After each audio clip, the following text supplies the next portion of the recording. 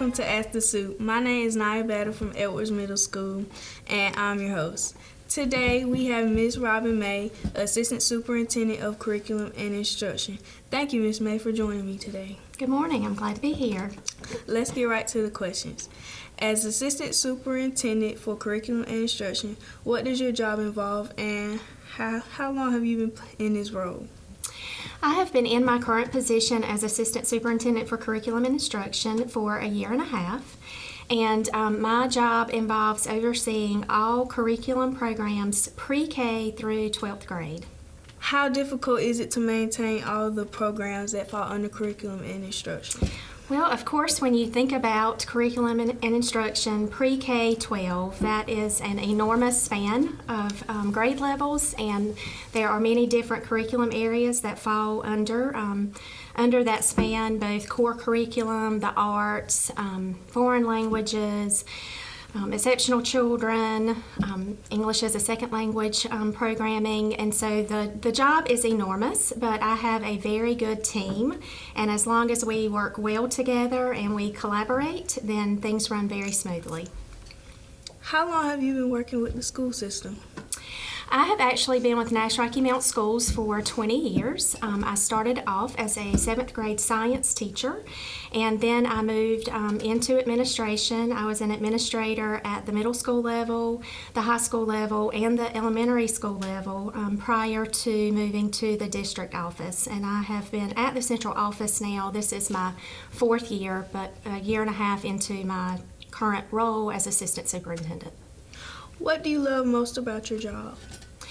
The thing I enjoy most about my job are really the people that I work with, and knowing that the work that we do has an impact on ensuring that all students are ready for college, career, and life beyond public education. What made you choose a career in education? I chose to become an educator because I really have always enjoyed working with children.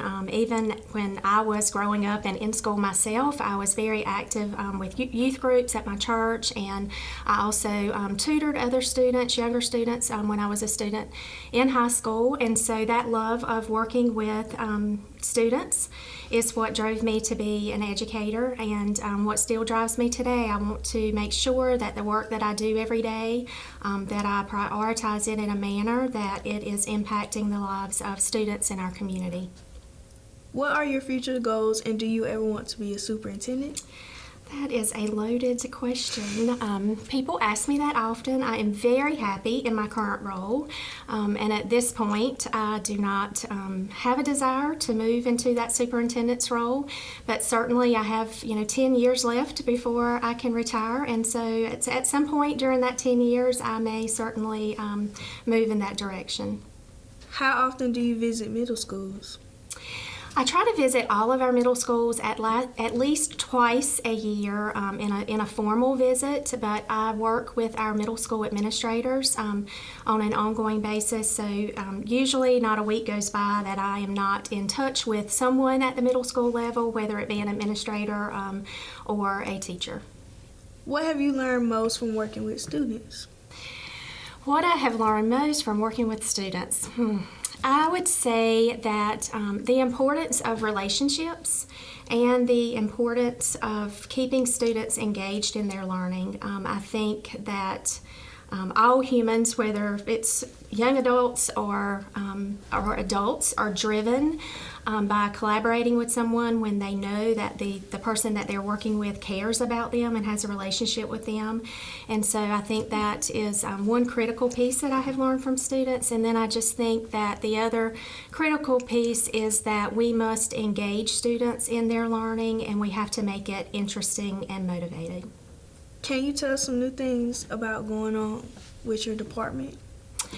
Well, when I think about new things going on in my department, of course, over the past couple of years, one of the huge pieces that we have taken on is the transformation to digital learning, and the training that is involved in that for us as educators, regardless of what level we work at, whether we're at the district office or school level administrators or teachers, because oftentimes students know more than we do about the technology, and so the training component that has come along with that digital transformation has been huge, and trying to make sure that we have appropriate support in place for all of our employees as they learn how to engage students and ensure that you are meeting the standards that you need to be successful through the integration of digital tools. One of the exciting pieces that just has taken place over the last month is we have contracted with a company called Simple K-12, which offers teachers personalized professional development and training based on their needs, and all of that training is completely online through a web-based system. And so we're really excited that this is really the first time ever that we have been able to offer personalized training for our teachers to meet their differentiated needs. Have you ever had overwhelming moments in your job? How did you handle them and learn from them? I have had lots of overwhelming moments in my job. At least once a week I have one of those. And I think the key to overcoming those moments is to prioritize, to decide what is most important to tackle right now, and then to collaborate with others. I mentioned earlier that I have a wonderful team of people in my department, and so whenever I have one of those moments where I'm overwhelmed, I reach out to others, and together as a group we prioritize and decide what steps are we going to take to tackle that problem. Wow, this has been a truly interesting conversation. Thank you very much for taking the time to be with us today. Thank you for being the host today. You've done a wonderful job. Thank you. But unfortunately, our time is up. I'm Nya Battle from Edwards Middle School, and this has been Ask the Supt. Thank you for watching.